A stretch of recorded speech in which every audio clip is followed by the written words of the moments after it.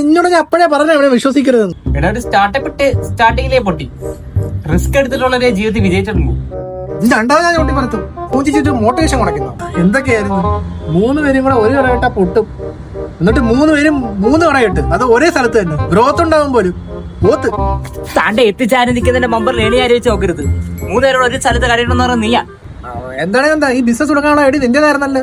എടാ നിനക്ക് അറിയാലോ, അവൻ ഗൾഫില് അറബിയുടെ ഇടിയും തൊഴിയും കൊള്ളുമ്പോഴും എന്റെ മനസ്സിലെ ഏക ആശ്വാസം നമ്മൾ നാട്ടിൽ തുടങ്ങാൻ പോണ ഈ ബിസിനസിനെ കുറിച്ചായിരുന്നു. പിന്നെ അങ്ങ് ഹിമാലയത്തിലെ അടിപൊളി ജോലി കളഞ്ഞ എന്തിനാ ഇറങ്ങി തിരിച്ചത്? ഹിമാചല് എന്താ പോയത് പോയില്ലേ? ഹലോ അണ്ണാ, നിങ്ങൾ കടന്നുന്ന സ്ഥലത്ത് ഹൈവേ വികസനം വരുന്നെന്ന്. പോടാ, അടുത്ത മാസം 1-ാം തീയതി ആയപ്പോഴും.